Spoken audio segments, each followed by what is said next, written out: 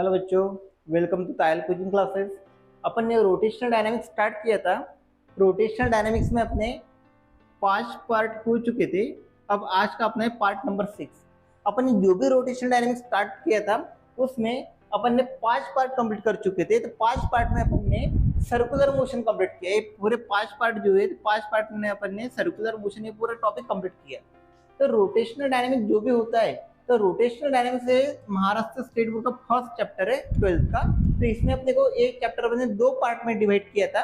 पहला था अपना सर्कुलर मोशन, सेकंड था अपना रोटेशनल मोशन। तो अपन ने पहले 5 पार्ट अपने हो चुके हैं। 5 पार्ट में अपन ने सर्कुलर मोशन कंप्लीट कर दिया है। क्लियर। अभी अपने को पार्ट नंबर अपना 6, पार्ट नंबर 6 में अपने को रोटेशनल मोशन स्टार्ट करना है। ठीक है, पार्ट नंबर 6 में अपने को रोटेशनल मोशन स्टार्ट करना है। और इस 6 पार्ट में अपन को 4 डेफिनेशन, सिंपल डेफिनेशन होती है, सिंपल डेफिनेशन पढ़ना है। उसके बाद पार्ट नंबर 7, 8, 9, 10 और 4-5 पार्ट में अपने को पूरे इसके डेरिवेशन सॉल्व करना है। क्लियर है। तो जस्ट अपन पार्ट नंबर 6 स्टार्ट करेंगे, रोटेशनल मोशन। अगर एक कोई भी बॉडी होती है अपने पास, ये बॉडी अबाउट दिस एक्सिस अगर ऐसी रोटेट होती है तो उसको अपन रोटेशनल मोशन सिंपली बोल देंगे। फॉर एग्जांपल, अगर ये मेरा मार्कर है, इसको मैंने यहाँ पे हैंग किया और इसको ऐसा टॉर्क लगाया, फोर्स लगा, तो ये ऐसा रोटेशनल मोशन परफॉर्म करेगा। This type of motion is called as rotational motion. Clear है। तो रोटेशनल मोशन में सबसे पहले अपने को डेफिनेशन देखनी है रिजिड बॉडी, क्योंकि रोटेशनल मोशन वो अप्लीकेबल होता है रिजिड बॉडी के लिए ही अप्लीकेबल होता है, इसलिए अपने को सबसे पहले रिजिड बॉडी की डेफिनेशन देखनी है। तो रिजिड बॉडी में आपको सिंपली 2 मिनट में समझाता हूँ। तो रिजिड बॉडी होती क्या है? ये मार्कर है, मैंने इस पे एक स्पॉट यहाँ पे किया, सेकंड स्पॉट यहाँ पे किया।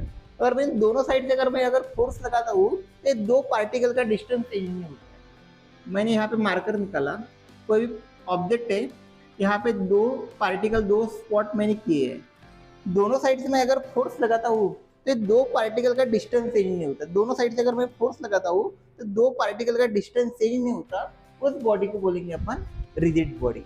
Distance between 2 particle does not change under the action of external force. अगर मैं एक्सटर्नल फोर्स लगाता हूँ तो 2 पार्टिकल का डिस्टेंस चेंज नहीं होता है, उसको बोलेंगे अपन rigid body.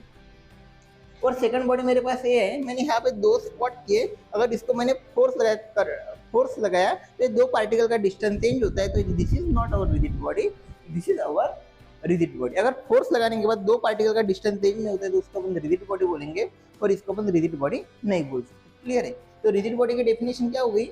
Distance between 2 particle does not change under the action of external force. अगर अपन ने एक्सटर्नल फोर्स लगाया तो 2 पार्टिकल का डिस्टेंस चेंज नहीं होता है, इसको अपन क्या बोलेंगे?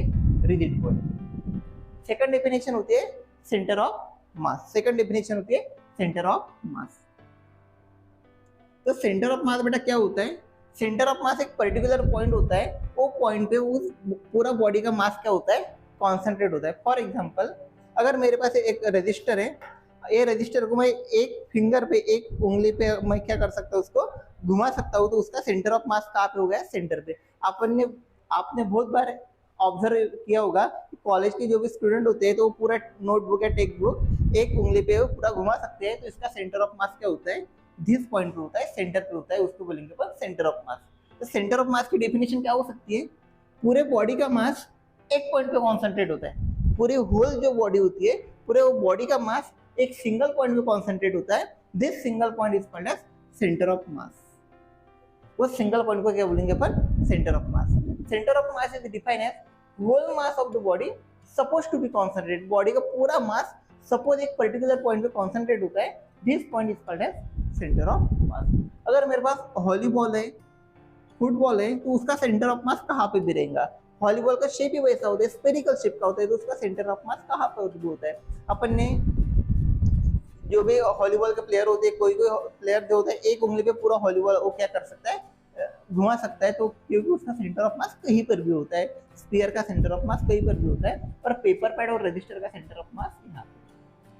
ठीक है, 2 सिंपल डेफिनेशन हो गई। सेंटर ऑफ मास की डेफिनेशन क्या लिखेंगे फिर अपन? Whole mass of the body suppose to be concentrated, this point is called as centre of mass. अपने को थर्ड डेफिनेशन देखना है, movement of inertia. Third definition देखना है अपने को, movement of inertia. Then the movement of inertia is denoted by I. अपने को एक बॉडी कंसीडर करनी है, ये बॉडी कंसीडर की है अपन ने, ए अपना हुआ axis of rotation, this body consist of n number of particle, ये बॉडी जो है n नंबर ऑफ पार्टिकल से बनी हुई है। तो पहले पार्टिकल का मास लिया मैंने m1, सेकंड पार्टिकल का मास लिया m2, थर्ड पार्टिकल का मास लिया m3 और फोर्थ पार्टिकल का मास लिया mn। पहला पार्टिकल वो एक्सिस ऑफ रोटेशन, ये एक्सिस ऑफ रोटेशन है, उससे सिचुएटेड है r1 डिस्टेंस पे, r2 पे, r3 पे, rn पे, r1 r2 r3 rn पे वो एक्सिस ऑफ रोटेशन के सब पार्टिकल क्या है, प्लेस है, सिचुएटेड है। तो अपन को मोमेंट ऑफ इनर्शिया डिफाइन करना है। तो मोमेंट ऑफ इनर्शिया क्या होता है बेटा, ध्यान दो, m1 r1 square plus m2 r2 square plus m3 r3 square dot dot dot mn rn square, जिसको बोलेंगे अपन moment of inertia. Moment of inertia की डेफिनेशन क्या होगी, सम है बेटा, sum of product of mass of the particle and square of its distance from axis of rotation. This is our moment of inertia.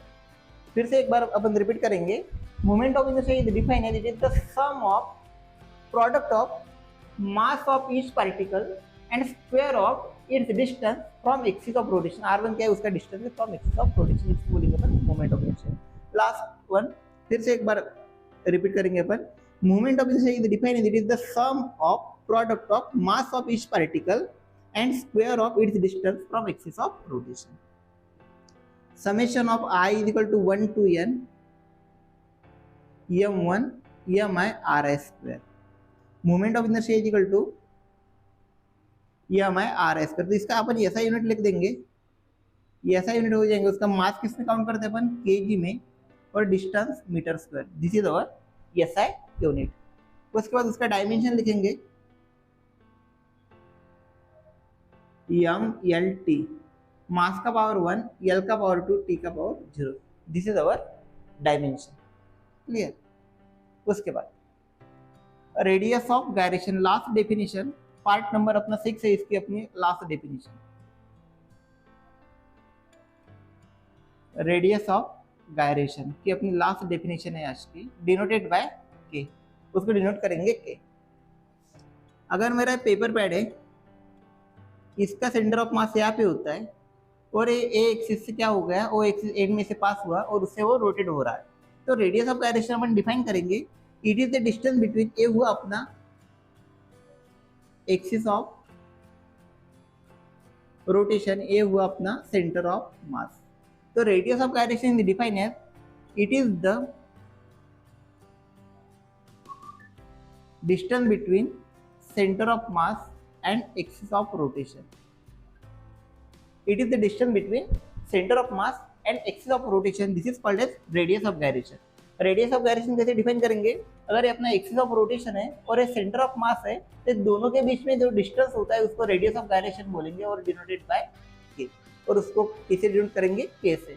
Centre of मास है ना, पूरा मास यहाँ पे कॉन्सेंट्रेट हुआ है, तो अपन मोमेंट ऑफ इनर्शिया लिखेंगे m/k स्क्वायर। ये फॉर्मूला भी अपने को ध्यान में रखना है। ऐसा यूनिट क्या हो जाएंगे बेटा, इसका ऐसा यूनिट होगा उसका मीटर, और डायमेंशन L की पावर 1, L का पावर 1, मीटर यानी लेंथ का पावर 1, फिर m0 और t0। दिस इज अपने 4 डेफिनेशन हो गए पार्ट नंबर 6 में। फिर से एक बार अपन रिपीट करेंगे चारों डेफिनेशन। रिजिड बॉडी क्या होती है, distance between two particle does not change under the action of external force, this is called as rigid body. Centre of mass क्या होता है, whole mass of the body supposed to be concentrated. Centre of mass is defined as it is the point in which whole mass of the body supposed to be concentrated, this point is called as centre of mass. Moment of inertia define करेंगे, it is the sum of product of mass of each particle and square of its distance from axis of rotation.